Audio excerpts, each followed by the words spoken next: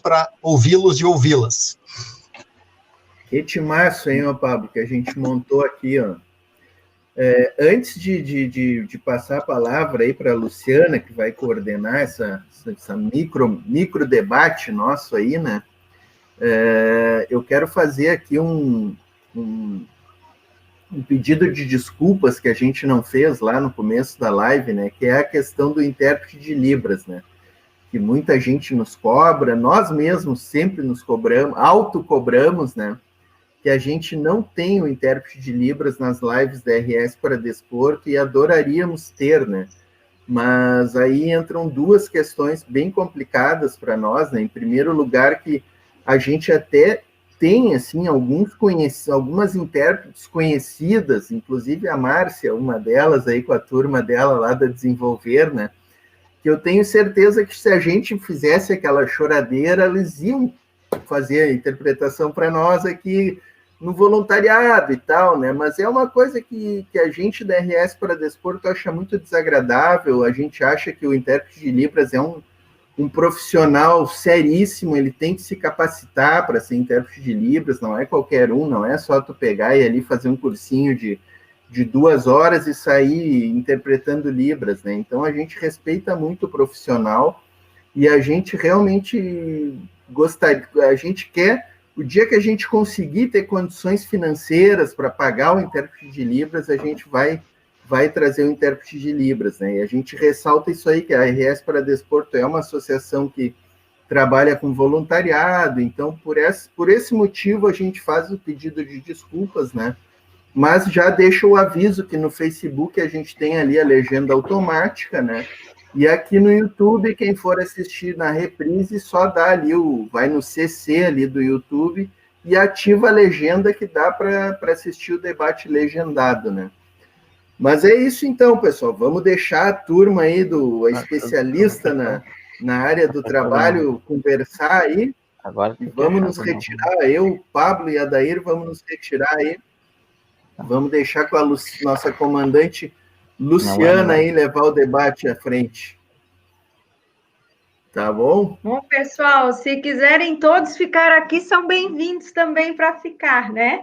É que nós estávamos nos organizando ali, o Portinho falou que seríamos nós 4 aqui, e acabou que eu fiquei a responsável por tentar facilitar a conversa, porque está com o Rafael, com a Márcia, que pelo pouco que eu conversei hoje, já adorei a Márcia, e a Daiane, que eu falo que é minha irmã gêmea, com a diferença aí de uns 10 anos, eu mais velha, então eu pedi para que eu ficasse como facilitadora, mas algo que o Pablo falou, eu acho que ele foi extremamente feliz em iniciar essa conversa, falando dos cortes em relação à fiscalização federal, né? Logo nós vamos fazer as apresentações, mas eu sou auditora fiscal do trabalho, sou coordenadora do projeto de inclusão aqui em Santa Catarina, e logo vocês vão, acho que todos já conhecem, mas logo vão conhecer o Rafael, que também é auditor fiscal do trabalho. E a gente costuma dizer para os parceiros e colegas que há muitas formas de se matar a inclusão no mundo do trabalho, não só com um projeto de legislação que mine a lei de cotas, mas fragilizando a auditoria fiscal do trabalho, por exemplo, somos servidores públicos responsáveis pela fiscalização da lei de cotas, é também minar a inclusão. Então, nós já temos mais de 1.000 cargos destinados a auditores fiscais do trabalho, através de lei, vagos. Então, cada vez menos colegas auditores para um número maior de estabelecimentos ou de situações que necessitem de nossa fiscalização. E a lei de cotas também é uma ação afirmativa para empresas grandes, só com mais de 100 trabalhadores. As empresas com menos de 100, elas não estão incluídas nessa legislação. E uma forma também de minar a inclusão, então, é a permissão da terceirização ampla que diminui o número de trabalhadores, né, nas empresas. Então, é uma série de formas aí que é possível destruir a inclusão sem que seja através de uma medida legislativa. Então, dando sequência, depois de fazer esse agradecimento ao Pablo, agradecer muito ao Portinho, a gente sempre tem um espaço aqui no Paradesporto, é uma alegria estar aqui. O esporte, eu acredito que também dá muitas ferramentas que são necessárias ao mundo do trabalho, como aprender a trabalhar em equipe, como melhora da autoestima, melhora na saúde, uma série de fatores. Dito isto, passarei para a Daiane se apresentar. Dai, você está sem o áudio.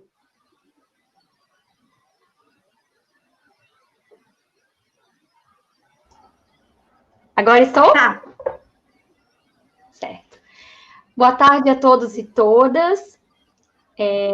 Hoje é um dia muito importante para o segmento das pessoas com deficiência e para toda a sociedade. Então, agradecer a oportunidade, através do Portinho e toda a equipe do RS Paradesporto, pela oportunidade de estarmos aqui com esse timaço para discutir. Já estava acompanhando antes os outros parceiros que vieram, fizeram suas falas e foram trazendo, inclusive, a retrospectiva histórica do segmento das pessoas com deficiência. Antônio José, Ana Paula, aí, que nos brindou com suas falas. A equipe aí do esporte também tem todo o nosso reconhecimento pelo importante trabalho. E aqui estamos, então, para discutir o tema do mundo do trabalho da pessoa com deficiência. Luciana, meu muito obrigada por ter mais essa oportunidade de estar aqui com você.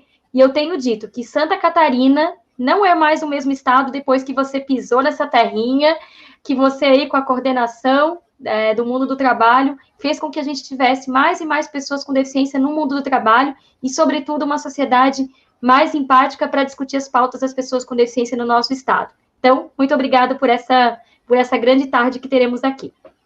Daiane, obrigada. E nós não fizemos a nossa audiodescrição, mas, curiosamente, eu e você estamos muito parecidinhas, viu? As duas com cabelos anelados, eu estou com batom vermelho, pensando em você, e, curiosamente, estamos de blusa azul. Olha só! A conexão das manas. Isso. Então, agora eu vou chamar a Márcia para fazer a sua apresentação. Olá, pessoal, boa tarde para quem está assistindo ao vivo, boa noite, bom dia para quem for assistir a gravação. Eu quero começar dizendo que eu estou vivendo um momento de pura dicotomia. Eu preciso falar palavras difíceis hoje e muito profundas, porque eu estou cercada de auditores fiscais por todos os lados. Então, eu estou vivendo uma sensação profunda de honra, né? E também de uma pressão de que eu não posso falar feio dessa vez, né? Mas como eu falo sempre com o coração, eu tenho profunda certeza de que não vai sair feio. Pode sair um palavrãozinho aqui, outro lá, mas vou falar com o coração.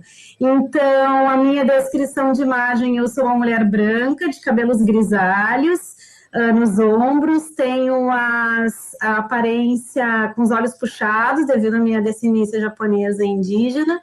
Eu visto uma blusa preta, e ao fundo da tela tem a logomarca da minha empresa, o meu negócio social, que chama Desenvolver Inclusão, em que é a palavra desenvolver em cinza, e um pictograma, que é uma espécie de desenho estilizado da letra D com um I que sobe para cima. Então, é um I de inclusão que sobe mesmo, né? Eu, então, sou fundadora da Desenvolver Inclusão, e desde 2007, então, com o nosso negócio, desenvolvendo ações afirmativas, mas trabalhando com inclusão desde 2004, trazida pelo antigo Clube Gaúcho de Cadeira de Rodas, né, que foi fundado por Luiz Fernando, que não está mais entre nós, que Deus o tenha, e que depois passou a ser, então, RS Paradesporto. Então, o meu vínculo com a história do Paradesporto aí é de antes de ter a desenvolver. Então, eu brinco que paria desenvolver porque aprendi a criar a criança antes com o RS Paradesporto, né? Então, só para finalizar minha apresentação, eu queria também trazer uma outra informação importante em relação à acessibilidade desse conteúdo. As pessoas que estão com deficiência auditiva não estão conseguindo compreender a ausência da legenda, porque o YouTube ele só disponibiliza pós, né, gravação. Existe um recurso chamado Web Captioner, eu estou falando exatamente da forma como ele é escrito, .com, em que é possível que vocês entrem nesse recurso paralelo a essa live e todas as nossas vocalizações vão ser, então, traduzidas na legenda paralela em que fica com a imagem junto na tela. Então, é um recurso que poucas pessoas, né, então, divulgam, mas que é um recurso gratuito e que consegue, então, contemplar aí as lives ao vivo. Tá bom? Então, era isso. E muito honrada e nervosíssima. Passo a palavra, então, Luciana, passar para o nosso... a Daiane disse que Luciana transformou Santa Catarina, né? Eu não posso dizer isso, porque ele vai ficar morrendo de vergonha, né? E até porque eu tenho que agradecer a nossa amada Ana Maria Machado da Costa, mas depois que Rafael Giger começou as fiscalizações no Rio Grande do Sul, não foi mais o mesmo. Se ele não ficar vermelho dessa vez, não ficará nunca mais. Olha, Márcia, se eu falo que aqui eu estou com a Daiane, que é como uma irmã para mim, o Rafael, esse é gêmeo mesmo de dia de aniversário. Somos os dois do dia 14 de junho. Eu, Rafael e, diz a história, Che Guevara e Donald Trump. Ai, Rafa. E você está coberta de razão, Márcia. A auditoria também foi outra depois do Rafael, e a própria Ana Costa fala isso para nós, né? A Ana é uma musa, a gente brinca, de todos nós do grupo de coordenadores de inclusão. Então, realmente, estamos aqui com pessoas que são muito queridas, né? Passo, então, a palavra ao Rafael Giger. O Rafael, Lu, desculpa um pouquinho antes do Rafael, eu ia pedir para a Márcia colocar essa informação que ela falou ali para as pessoas surdas no chat, ou o Portinho, ou alguém. Acho que é importante que essa informação que você deu sobre a Libras esteja lá no chat, pode ser? Para que as pessoas saibam. Não é sobre Libras, é sobre legenda. Ah, isso, é isso. Desculpe, é a legenda. Perfeita. Eu vou pedir ajuda do Portinho, porque eu acho que a gente não é administrador, acesso, não consegue, né, Daiane, mas vamos pedir ajuda dele. Tá? Sobre a legenda, obrigada. Desculpa, Rafael, segue aí. Imagina, Daiane. Olha, é um prazer enorme estar aqui com vocês. Todo mundo já passou por isso em algum momento na vida, quando tem grupos diferentes de amigos, e de repente esse grupo de amigos se cruzam e começam a interagir entre eles, de esferas diferentes sociais que a gente tem. E eu estou me sentindo muito assim agora com a Márcia, conhecendo a Lu e a Daiane. Eu estou achando isso espetacular. E, bom, vou me apresentar, Rafael Giger, auditor fiscal do trabalho. Eu não sei exatamente como está a minha tela, porque meu computador estava dando problema, daí eu vim aqui para o escritório, de qualquer jeito, liguei assim as pressas para ver se funciona, então não perguntei ninguém se eu estou enquadrado, se a bagunça está aparecendo. Está enquadrado, está tudo lindo, e deu para ver que você faz exercício, tem uma barra aí na sua, não é? Sim, eu comprei ela, mas daí eu descobri que estava doendo o meu ombro tentando fazer exercício nela, então ela está só de enfeite por enquanto. Tem que dar uma fortalecida no ombro para conseguir fazer. Eu não saio de casa, né? Daí na pandemia eu faço o exercício físico da forma que eu consigo em casa. Então, eu sou branco, estou usando um cavanhaque, acho que cavanhaque é o nome, cabelo preto, liso, comprido. Eu acho que eu tenho que aprender mais a falar sobre minha fisionomia, né? Que a Márcia falou da ascendência indígena e oriental dela, eu não saberia dizer muito da minha. Estou usando uma camiseta preta, uma camisa de jeans azul por cima, tem um pin aqui do combate ao trabalho infantil, erradicação do trabalho infantil, que tem a ver muito com essa questão que a gente fala, né, da desidratação, do fim da fiscalização através da redução de recursos. Isso é um perigo muito sério, como a Luciana já falou, a gente pode abordar mais sobre isso. O que eu posso dizer aqui da minha sala ainda, eu acho que tem um cartaz de uma obra do Basquiat atrás, talvez um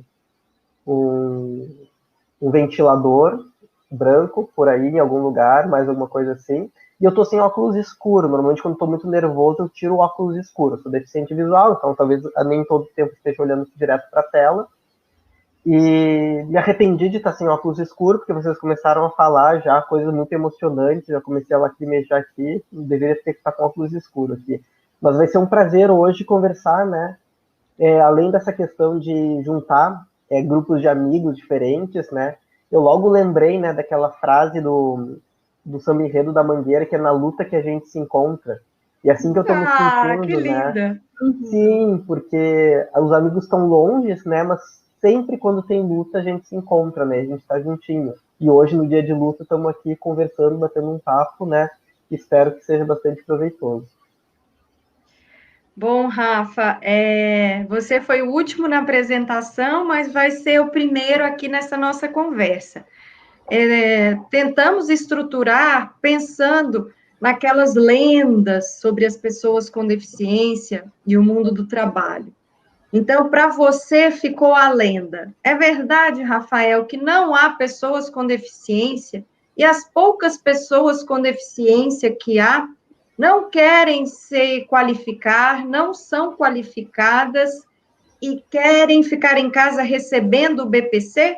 É isso? É que nem aquele programa de TV que tinha o Caçadores de Mito, é isso? Hoje a gente vai derrubar os mitos, então, ou é fake ou é fato, né? É fake, não é verdade.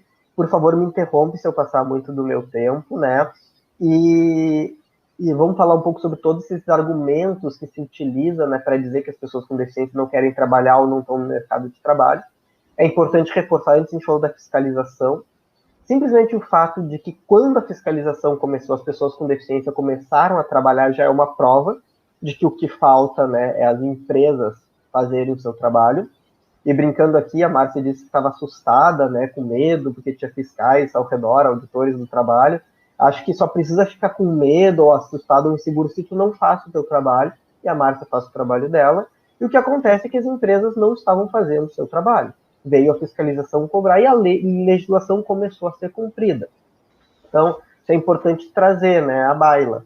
Então, vamos lá, as pessoas com deficiência não existem, ou não querem, já são argumentos diferentes, né? Quando alguém dá muita desculpa diferente, é porque não está falando muito sério, viu? Né? Eu sei que dificuldades tem, barreiras tem, não é simples, mas é diferente de inventar um monte de desculpa para justificar tua inação em fazer tua parte no processo, né? A função da propriedade privada está aí, a função social é contratar pessoas com deficiência que todo mundo, toda a diversidade possa trabalhar. Faltam pessoas. Bem, em 2016 teve um diagnóstico muito interessante feito pelo Ministério do Trabalho, que pegou o seguinte, pegou todas as pessoas com deficiência do IBGE, né, e tirou a deficiência leve, porque a gente sabe que 24% da população, ok, tem alguma limitação, alguma deficiência, mas não é 24% que vai entrar na lei de cotas. Então, o que se fez? Tirou as pessoas com deficiência leve. Muito embora tem muita gente com deficiência leve que as empresas adoram contratar. A gente vai perder essas pessoas da estatística, mas tudo bem. Ok, vamos pegar só deficiência moderada e deficiência grave. Pegamos só em idade laboral, naturalmente. E vamos tirar todas as pessoas que recebem benefício assistencial.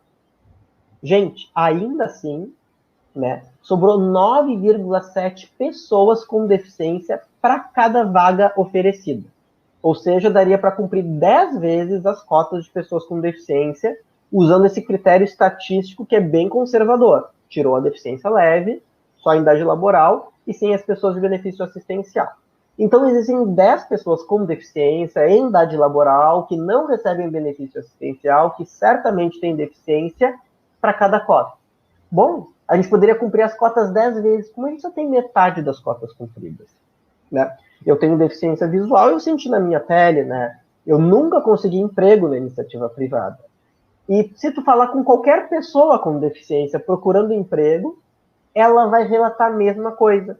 As empresas não querem me contratar. Daí as empresas dizem, ok, esse desculpa, tal, não funcionou essa desculpa. Vamos dizer que é porque querem receber benefício assistencial e não querem trabalhar. Bom, eu já matei esse argumento dizendo que mesmo que eu tirasse todas essas pessoas que recebem benefício assistencial, ainda haveria 9,7 pessoas para cada vaga, né? Então, isso não, mesmo que elas não quisessem trabalhar, isso não acabaria com pessoas com deficiência desempregadas sem benefício assistencial. Mas vamos voltar, né? Aí não querem trabalhar porque querem ficar em casa sem trabalhar. Sério, gente. Depois dessa pandemia, ninguém pode usar esse argumento. A quantidade de trabalhador que está em casa recebendo benefício assistencial e quase surtando porque não está saindo de casa, porque não pode trabalhar, não pode ter o seu convívio social, né? Eles começaram a se dar conta o quão importante é a relação social no trabalho, o quão importante o trabalho é, e não pelo dinheiro. O dinheiro continua vindo, seja pelo benefício emergencial, que é o famoso bem, né? Seja por aquela renda básica também, que são 2 benefícios distintos, né? Mas a pessoa em casa, recebendo sem trabalhar, ela surta, ela enlouquece, ela não consegue depois de 6 meses. Agora vamos botar uma pessoa com deficiência para a vida inteira receber para ficar em casa. Será que elas querem de verdade, né? A verdade é que não querem. É ruim isso, né? Isso não traça a cidadania de verdade da pessoa. Ela é vista por ela mesma como cidadão de segunda categoria. Inúmeras histórias a gente tem das pessoas que querem ir trabalhar. Elas são dissuadidas, às vezes, pela família. Ai, se eu pudesse, eu ficava em casa só recebendo sem trabalhar. Talvez agora, depois da pandemia, elas entendam melhor que não é bem assim. Ainda assim, a legislação mudou lá desde 2011. Realmente, quem recebia o benefício assistencial, se fosse trabalhar, provava que não era independente, provava que era independente. Como é que era? Era incapaz. Era essa palavra. Que bom que eu estou esquecendo da palavra, né? A legislação dizia que o benefício era para quem era incapaz para a vida independente e para o trabalho. Então, se trabalhou, provou que não é incapaz para o trabalho. A legislação mudou. Não é vinculada à capacidade ao trabalho o benefício assistencial. Então, se tu trabalhou não deu certo, pode voltar para o benefício se os critérios de concessão do benefício retornarem para ti, que é a baixa renda e a deficiência. Então, desde 2011 isso mudou, né? Não é trocar o certo pelo duvidoso. Bom, se não deu certo, volta o benefício, o que torna as coisas mais tranquilas. E no caso da aprendizagem, né, sequer suspende o benefício, que entra o terceiro mito que trouxe da carochinha, que é não tem qualificação. Pô, na verdade, as pessoas com deficiência que têm qualificação reclamam que talvez, entre aspas, tem qualificação demais. Eu, como engenheiro, nunca me ofereceram uma vaga para engenheiro. E eu posso fazer esse exercício com vocês. Pergunte para qualquer pessoa com deficiência de nível superior e vê se conseguiram um emprego fácil ou se conseguiram um emprego na sua área de formação. Eu garanto que quase todas vão dizer que não conseguem contrato na sua área de formação. Só cargos mais rasos quando oferecem. Então é um outro mito. Ok, tem um dado estatístico que eu vi uma vez a Mara Gabrilli falando que existe o dobro de pessoas com deficiência com nível superior para cumprir todas as cotas no Brasil.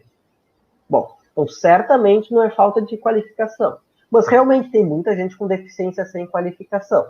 Isso é desculpa para não contratar? Não, porque a mesma empresa vai ter talvez 2 ou 3 exceções no Brasil, né? Que vai ser uma empresa de uma EPP, uma empresa de pequeno porte, com 100 ou mais trabalhadores, que é muito raro. Em regra, toda empresa com 100 ou mais trabalhadores, ou seja, que é obrigada a ter cotas para pessoas com deficiência, também é obrigada a ter aprendizes, qualificar pessoas. Então, assim, se uma empresa diz, as pessoas com deficiência não têm qualificação, e na porta do lado está entrando uma fila de jovens aprendizes para serem qualificados pela empresa, né? Alguém juntou as duas coisas, né? Que nem eu juntando meus 2 grupos de amigos aqui, né? juntou as duas questões e disse, olha, se tu já tem que qualificar, por que tu não qualifica pessoas com deficiência? Né? E a pessoa com deficiência não tem aquela limite do jovem aprendiz entre 14 e 24 anos de idade. Também tem a vantagem de poder acumular o benefício assistencial se ele receber, além de outras questões de facilidade de ingresso, né? Como quebra de pré-requisitos, de escolarização, exigência de permanência na escola, essas coisas assim.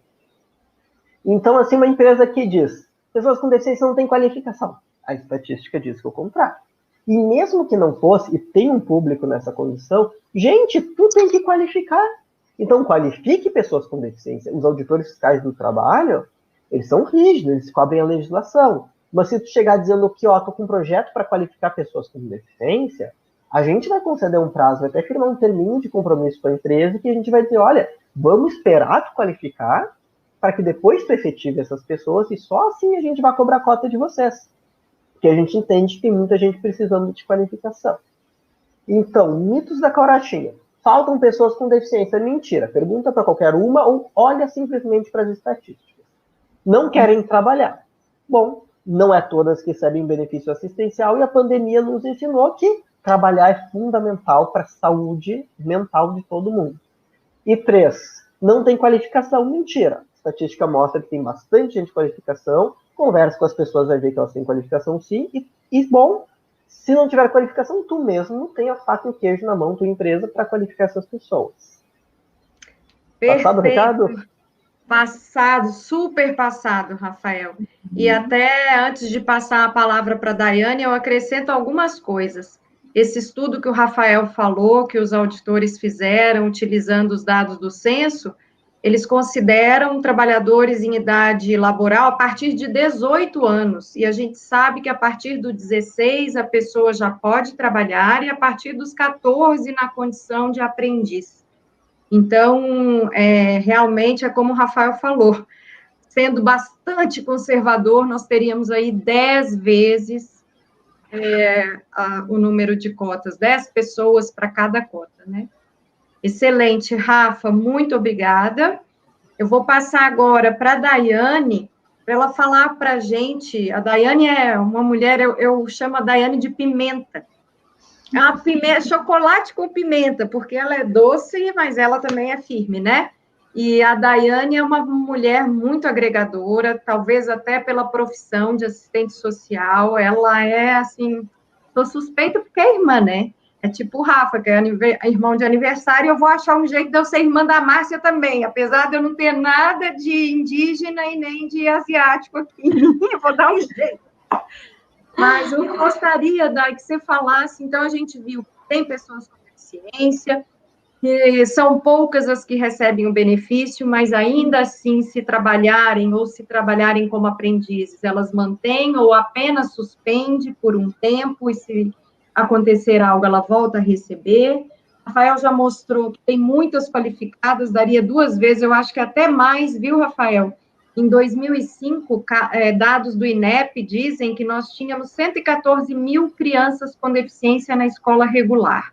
Em 2018, já era mais de 1 milhão de crianças com deficiência na escola regular. É outra coisa que, para mim, é muito importante, a inclusão desde a primeira infância, porque a gente aprende a conviver, convivendo. Então, assim, Rafael mostrou que é tudo mito. Dai, ainda que não fosse nesse número que o Rafael mostrou para a gente, essa possibilidade total, a gente ainda teria o recurso da mobilização, do trabalho em rede, da importância dos movimentos sociais, e você aí, que, né, tem tudo para falar sobre isso, eu queria que você utilizasse o seu tempo e falasse para nós sobre a importância dos movimentos sociais e do trabalho em rede para a inclusão. Ótimo, Lu. A partir da fala do Rafael, quando ele traz esses estigmas e que ele vai, a cada um deles, fazendo essa desmistificação, trazendo os dados, apresentando esses argumentos e fazendo com que a gente, enquanto sociedade, principalmente poder público e também empresas, percebam que essas crenças, esses estigmas que permeiam o segmento das pessoas com deficiência, elas precisam ser rompidas. A gente precisa cada vez mais romper com esses estigmas que ainda circundam o segmento das pessoas com deficiência. E a gente percebe o quê? Que todos esses mitos, essas crenças, esses estigmas, eles são depositados na pessoa com deficiência. Ou seja, ela é a culpada. Ela não foi trabalhar porque ela não quer, porque ela não tem. Eu vou fazer, gente, meus amigos cegos, eu vou fazer aqui o sinal com as duas mãos na cabeça, com os dois dedos, como se fosse. Ela não tem vontade própria. É ela que não tem o desejo de ir para o trabalho. Então, a gente deposita toda essa responsabilidade, toda essa culpa para as pessoas com deficiência. E percebam que não, que as pessoas com deficiência, elas precisam de política pública, de aplicabilidade das legislações, de reconhecimento das suas potencialidades e do rompimento com o capacitismo, que a gente vai falar sobre ele.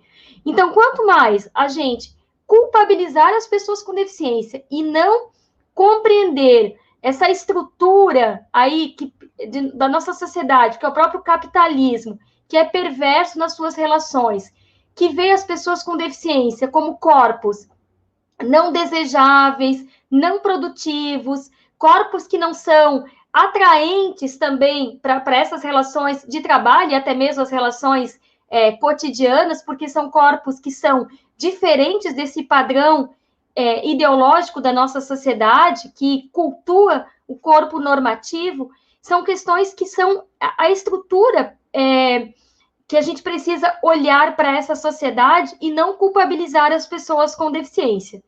Então, partindo desse entendimento de que nós precisamos aí romper com esse preconceito, com a desinformação, com os estigmas, com toda essa lógica aí perversa da sociedade, a gente precisa, então, estar aliado com os movimentos sociais, com os espaços de controle social, as redes que cada município, cada estado tem formando, justamente com instituições, universidades, organizações não governamentais, pessoas com e sem deficiência, profissionais, que todos unidos, com as suas áreas de conhecimento, com as suas trajetórias, com as suas contribuições, a gente vai conseguindo desmistificar esses estigmas que aí estão.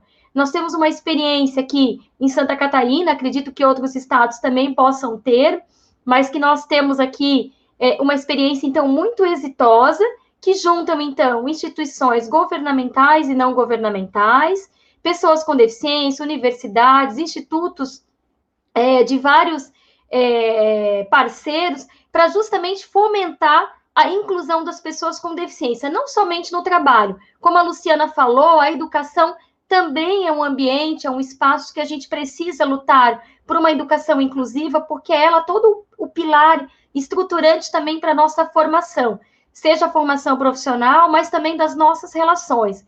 Então, a gente faz um trabalho com todos esses atores e sempre protagonizando a pessoa com deficiência nesse trabalho. Porque a ONU, que é trazida pela nossa convenção, que aí é um importante instrumento normatizador do direito das pessoas com deficiência, que foi incorporada também na nossa Constituição, a ONU ela traz um lema que diz: nada sobre nós sem nós. Ou seja, nós precisamos, todas essas mudanças, todas essas estruturas opressoras, estruturas incapacitantes que temos aí na sociedade, elas precisam ser também trabalhadas junto com as pessoas com deficiência, porque nós vamos trazer essa realidade, essa forma como também é mais acolhedor, mais acessível e justamente trazendo maior empatia para as nossas relações.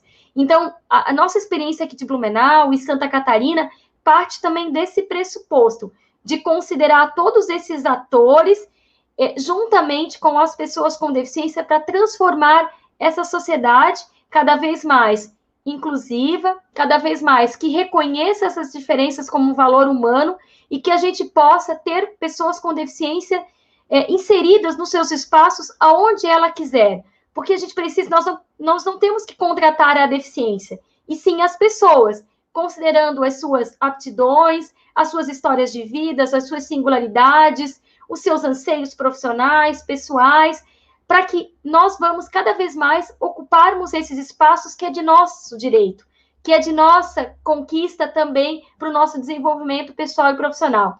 Então, o pressuposto aqui para as pessoas que estão nos assistindo é cada vez mais investir no trabalho em rede. É um trabalho que dá certo, é um trabalho que une pessoas, une entidades, transforma as relações e, sobretudo, cria mais potencialidades para reafirmar esse compromisso de direitos humanos, que é o compromisso de garantir a inclusão da pessoa com deficiência, seja no trabalho e tantos outros direitos que são a nós reconhecidos. Então, Luciana, eu gostaria de deixar esse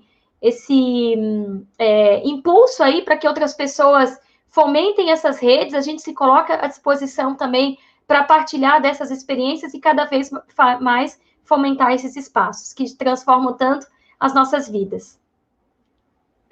Muito obrigada, Daiane. Esse trabalho que a Daiane está falando, a gente faz aqui, a gente chama esse ano, por termos que viver nesse mundo virtual, vai ser o primeiro ano que vamos alcançar o estado todo. Chama Semana Inclusiva Santa Catarina. Inclusive, a abertura amanhã, teremos novamente Daiane e Rafael Giger aqui, nos brindando com sua fala.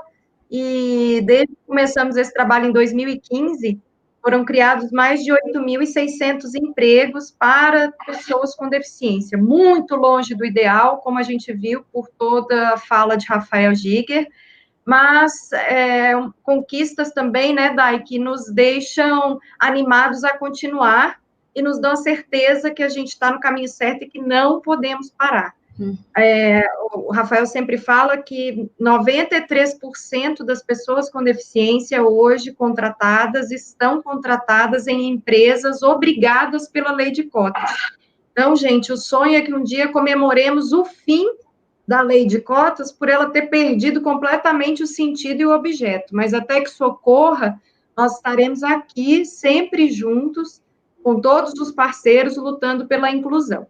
Bom, então nós já mostramos que é tudo mito. Tem pessoa com deficiência qualificada, tem pessoa com deficiência qualificada querendo trabalhar, tem pessoa com deficiência que ainda não se qualificou, mas nós temos 500 mil vagas de aprendizagem ainda abertas no número mínimo da legislação. Então, gente, olha aí a oportunidade para o primeiro emprego, né? 500 mil vagas para aprendizes no Brasil que ainda não foram preenchidas, outras 400 mil vagas aí pela lei de cotas. Não precisamos de nenhuma legislação do primeiro emprego, não. Está aí feito, né? É só cumprir a lei, que já vai fazer quase 30 anos.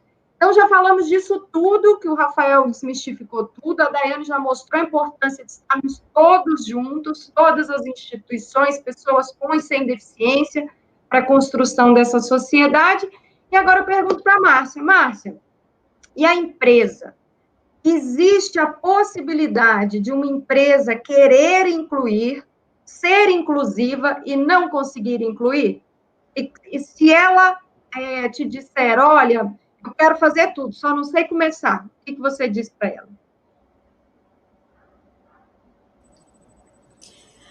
Bom, primeiro que para que uma empresa nos procure, ela primeiro precisa ter sido procurada, né? Então, penso que esse é o primeiro movimento da nossa reflexão.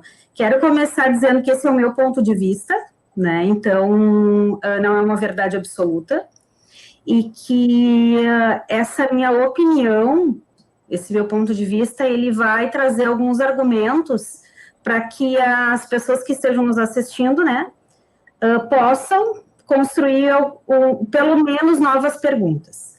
Porque quando a gente fala de empresa, né, Luciana, a gente tende a achar que é uma instituição paralela, mantida pelo senhor sistema e pela dona norma, né, e que lá não há nenhum ser humano. Empresas são pessoas, né? Partindo desse princípio, não adianta a gente olhar o processo de inclusão de pessoas com deficiência sobre uma ótica simplesmente, e aí eu estou usando esse simplesmente não no sentido pejorativo, mas no sentido de olhar para um único ponto de vista de legislação. Porque se somos seres coletivos, né, e o Rafael trouxe essa reflexão de que mais do que em qualquer outro momento dessa humanidade, a gente percebeu que faz falta ver o outro, perceber o outro, sentir o outro, né? A gente também tem que compreender que não é só um movimento de cumprimento de legislação. Então, me parece que esse é o primeiro aspecto importante. Não vou entrar aqui na importância da diversidade como um ato criativo, blá, blá, blá, né, o escassachê, aquela coisa toda que todo mundo agora das novas tendências disruptivas, tecnologias disruptivas falam, porque, na verdade, sobre o ponto de vista do ato produtivo, a pessoa com deficiência, ela não gera nenhum ato criativo sob o ponto de vista da estrutura capitalista que seja coerente, porque são estruturas corpóreas que diferem uma das outras e, portanto, demandam produtos que, sob o ponto de vista de produção em série, não vão ser lucrativos. Então, essa fala de que o contexto da diversidade será muito bom para o processo criativo, vírgula, não olhando pessoas com deficiência. E é importante a gente entender o real contexto do processo de inclusão dentro das empresas, porque a gente tende a misturar, né? Eu não gosto, e não que o meu gostar demande alguma grande envolvimento, né? Porque quem sou eu para querer mexer em algum gostar, né? Mas não me parece confortável a generalização. E aí tem um outro aspecto importante que as empresas precisam entender, e, portanto, as pessoas que estão construindo o juízo de valor dentro dessas companhias. Que as pessoas com deficiência são diversas nas suas demandas de acessibilidade. Porque quando a gente está falando de empregabilidade, a gente está falando dentro de uma estrutura que é construída para gerar lucratividade para o empregador e que não há nenhum problema dentro de uma estrutura capitalista que seja assim. No entanto, esse local de trabalho demanda organizações estruturais das quais essas pessoas não estão acostumadas, porque elas foram criadas dentro de um pensamento, né? E aí eu trabalho dentro dos conceitos trazidos pelo Daniel Kahneman e pelo Amos Tversky, que são dois neurocientistas muito relevantes que entenderam as estruturas sinápticas no cérebro e o quanto nós somos influenciados dentro das nossas decisões por aquilo que os nossos ancestrais e por aquilo que as nossas histórias de vidas construíram, de que pessoas com deficiência, a gente viu no painel anterior, precisam ser levadas para os lugares. São seres que não conseguem produzir. Então, os nossos antepassados viam as pessoas com deficiência de uma forma generalista e improdutiva. Então, me parece que o segundo, né, comportamento que a gente precisa observar é esse, é entender que esse viés inconsciente era dos nossos antepassados. Eram atalhos mentais de construções que eles faziam há 50, 60, 100 anos atrás, e que o mundo mudou. O mundo mudou porque existe uma palavrinha, uma palavra, que não é nem palavra, uma sigla, que chama TI, Tecnologia da Informação, e que possibilita uma série de execuções de uma série de serviços que não estão necessariamente estabelecidos dentro de um padrão corporal normativo em que se fazia necessário antes.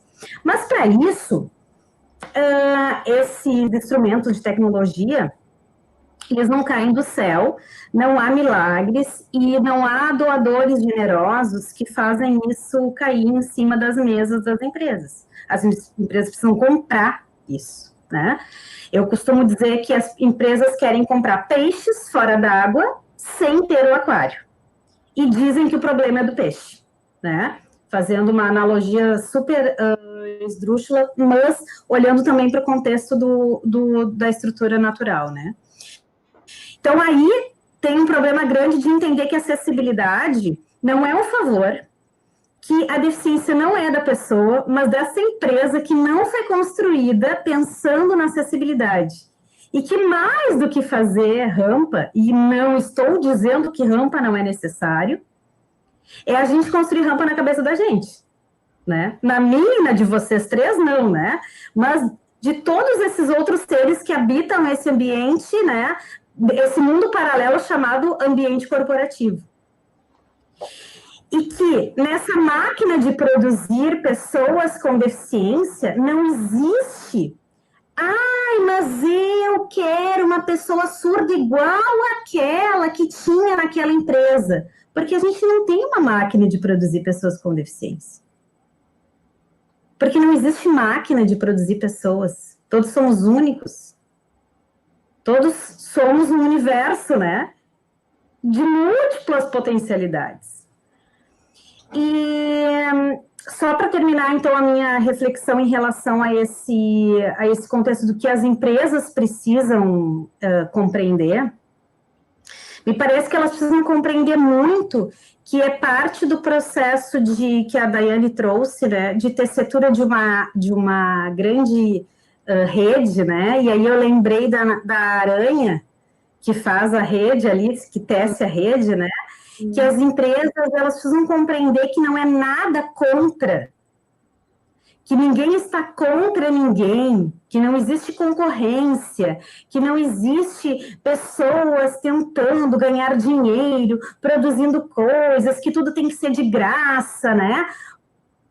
E que se pode fazer uma rede, e que se deve contratar, né, pessoas, instituições, entidades, para realizar, instruir e instrumentar quando elas não o conhecem, porque ninguém tem a obrigatoriedade de conhecer sobre todos os assuntos. Mas que não dá para ficar a vida toda com a história da carochinha dizendo que ainda está na tal da sensibilização. Porque sensíveis todos somos. Porque a gente parte do princípio que a gente vem para esse planeta para viver emoção. Então, partimos do princípio de que a base fundamental das nossas relações é sentir. Então, não adianta ficar no blá, blá, blá da sensibilização, na cartilha, no vamos instrumentar recurso XYZ, porque o estabelecimento das relações, elas se dão na convivência. Não existe inclusão sem pessoas. Perfeito. E não existe contratar pessoas para que elas permaneçam eternamente naquela empresa, porque elas querem desafios. E elas vão sair. Assim como acontece em todas as outras empresas, quando tu vai te formando, vai conseguindo estabelecer novos aprendizados, tu ou vai querer ser promovido, ou tu vai para outro lugar. Então, não é sobre aqui jaz uma pessoa com deficiência que é grata à minha empresa, que me contratou e permanecerá para o resto da vida, né? Ou que tu vai comprar um ar-condicionado, né? Porque eu me incomodo muito com o discurso de as pessoas com deficiência melhoraram o clima da minha empresa. Quando a gente quer melhorar o clima, a gente compra ar-condicionado, né? Né, climatizador, né? Ou o turnover da minha empresa diminuiu X% porque eu contratei pessoas com deficiência. Bom, deve ser um negócio dos infernos, porque para a pessoa aguentar o tranco de ficar lá trabalhando é só porque ela está precisando muito, né? Então, essas estratégias que muitas vezes se usa para ter discursos de responsabilidade social precisam ser compreendidos nas empresas que elas não colam mais. É sobre fazer, é sobre estar, né? E é sobre querer profundamente entender que o problema não está no sujeito, está na consciência na consciência do sistema. Né? Enquanto empresas, precisamos entender que somos uma consciência coletiva. E que se cada uma dessas consciências individuais, que são as pessoas, transformarem essas consciências coletivas em ecossistemas que se retroalimentam, como a gente faz na permacultura, por exemplo, né? Se a gente pegar os saberes naturais lá dos atos de produzir, né, abacaxi de uma determinada forma, para daí adubar, para fazer o aipim de uma outra, a gente pode fazer até no mesmo lugar, mas com manejos diferentes. Então, é menos blá, blá, blá, mais ação e mais investimento em acessibilidade. Nossa, Márcia, aprendi um tanto, gente. Quando a Márcia me falou essa parte da sensibilização, eu quase caí para trás, porque a gente faz sensibilização todo ano, né, Daiane? Aqui nas nossas semanas inclusivas. Pessoal, então vamos fazer... Aí a gente ganha o dia da pessoa com deficiência quando os auditores fiscais dizem que a gente está fazendo um negócio bem feito. Portinho, o que faço agora? Explodo com o meu ego. O que faço? O que fazer agora, Luiz Portinho, Pablo e Adair? O que fazemos agora? A gente vai se desconstruindo, esse é o processo, né? Nós aqui. É isso aí. E soltando o que não precisa mais e reaprendendo o tempo todo, né, Daiane? E depois vai se encontrar para tomar umas cervejas. Não, a gente não pode falar isso no público, porque a gente tem que manter a nossa serenidade aqui, né? Não vamos ficar falando essas coisas. Pois Portinho nos convida lá pro sítio dele, lá para nós comer uns espetos. Nem come carne, fica querendo dizer que come churrasco, nem come carne, né? Ô, Márcia, a minha sugestão, né? O que tu faz com o teu ego é aceita e recebe, né? E eu acho que esse aceita e recebe tem muito a ver com o que a gente estava falando, né? E para tudo, né? Para tudo que foi dito hoje aqui, né? Porque a Márcia disse, já passou da época de dizer que precisa de sensibilização, está na hora de fazer. E eu vejo isso muito como verdade, né? Quando as empresas chegam para fiscalização e começam a abrir a pasta de desculpas, dizendo que não existem pessoas com deficiência, não querem trabalhar, etc. Eu já sou meio grosseiro, eu interrompo. Eu falo, olha, já trabalho há muitos anos com isso, eu sei que isso é desculpa sem fundamento. Se tu quer me trazer os desafios, as reais dificuldades que existem, a gente aqui da fiscalização te ajuda a superar esses desafios. Agora, se tu quer só dar desculpa, me desculpa, tu vai ser multado, porque a gente tem que entender que o processo de inclusão é um caminho sem volta. Não está na hora de convencer as empresas, né, que tem que fazer ou que melhora o clima organizacional. É uma obrigação legal, é fundamental para a gente atingir aqueles objetivos fundamentais da República Democrática do Brasil, que está lá no artigo 3º da Constituição Federal. É obrigatório, a inclusão é um caminho sem volta, tem que ser feito, então vamos aprender como fazer. Acabou o blá blá blá de acho que não tem como, acho que não sei o que, né? Eu acho que esse dia de luta é deixar bem claro, é marcar esse posicionamento, né? Caminho sem volta, tá na Constituição, tem que fazer, agora é arregaçar as mangas e aprender como fazer isso bem, né? Ô, Rafael, desculpa, eles não te trazem os anúncios em letra 11 que eles publicaram no jornal para dizer que estão procurando pessoa com deficiência dessa forma? E as empresas, elas que eu fiscalizo, já se acostumaram, né? Mas eu costumo dizer para os juízes, principalmente, anúncio no jornal comprova única e exclusivamente que tu anunciou no jornal.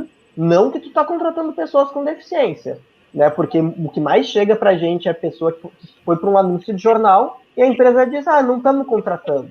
Eu já ouvi, né, de um funcionário não bem instruído, entre muitas aspas, que ele falou para o candidato, não, isso a gente só faz porque o Ministério do Trabalho nos manda fazer anúncio, mas a gente não está contratando. Né? Foi mal treinado porque ele falou a verdade. Então, assim, publicar anúncio só prova que tu publicou anúncio.